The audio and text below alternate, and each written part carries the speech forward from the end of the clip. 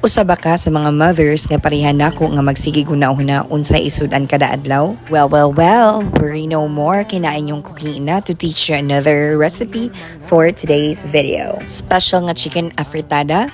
Matik, tara, sugdan ta. In a hot pan, magbutang ta og gamay nga mantika. Aron na to igisa lang ato ang patatas ug atong carrots. I like my carrots and patatas medyo brownish or medyo giagi og fry before ako siyang isagol ngadto sa akong main dish and before nakulatan. So ako gini siyang unahon no. Napay other style nga ilang ikuyog na ilang patatas ug carrots sa pagpalata silang karne. But that's your choice.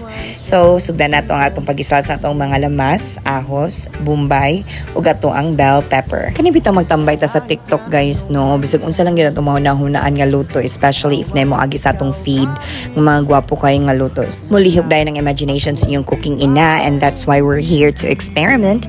Also give it a little twist and a personal touch, of course, to keep it unique and napailain, authentic. So once your aromatics are stir-fried to perfection, ato dayang i-add to ang chicken.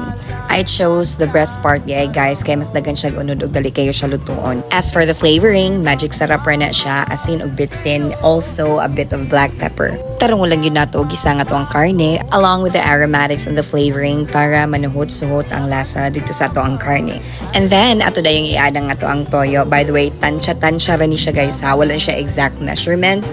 Imo lang i-adjust ang imong timpla depending on your taste buds. I still have a bit of tomato sauce left sa ako ang ref, so I decided to pour it all in and then added a bit of oyster sauce and ato siyang gisahon. So padayon lang ta sa pag-ukay sa ato ang giluto no, kay para masagol gyud og tarong ang ato mga flavoring ngadto sa chicken ug mokupot gyud iyahang lasa nga every bite makaingon jud kag wow, sabaw. Ug feel nimo na satisfied na kasi mong pag-ukay, ato dayon ibalik ang ato mga half-cooked nga patatas ug carrots. Kani pa lang gani na stage guys, grabe, naglaway na gyud ang akong mga sakop sa balay. Sige, nagbalik-balik to check if luto na ba. Pero again, good things comes to those who wait. Ug ako na yung giadang ako ang tomato paste, by the way guys, mga 1.5 ra siguro na siya nga tablespoon. Aside sa flavor nga ihatag niya dito sa atong chicken, nindot sa jud kayo ang presentation sa atong food right after. So sa ako pang pag-ingon ganina, kung satisfied na kasi mong pag-ukay, ato na dayong i-add ang ato ang water. So, by the way guys, mga 1 cup per ni siya kung i-add. Igora nga makalata sa ato ang chicken, also the rest of the vegetables nga naa sa ato ang giluto. I also added my secret ingredient, which is no longer secret of course, kaya ako nang gi-share sa inyo ha, 1 tablespoon of brown sugar.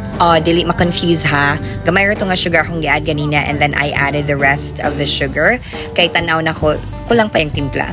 You might wonder guys, nanong sige kog luto, tanawa ra ni ako mga sakop sa balay. I only have 2 kids, pero na akong father akong duha kapag umangkon along with me sa house. Unya, kay special man ato ang chicken afritada, I added my hot dog and some green peas. Wa na gid kagwanta kong pag umangkon guys, ni duol na gid siya kay mutilaw lagi gid siya.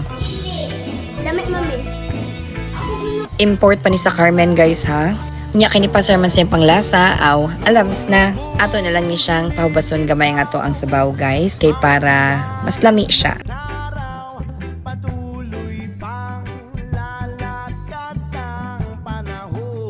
The long wait is over. Luto na ang ato ang special chicken afritada. Unya, di gyud ka. Hukad na og init nga kanon og sabay ko.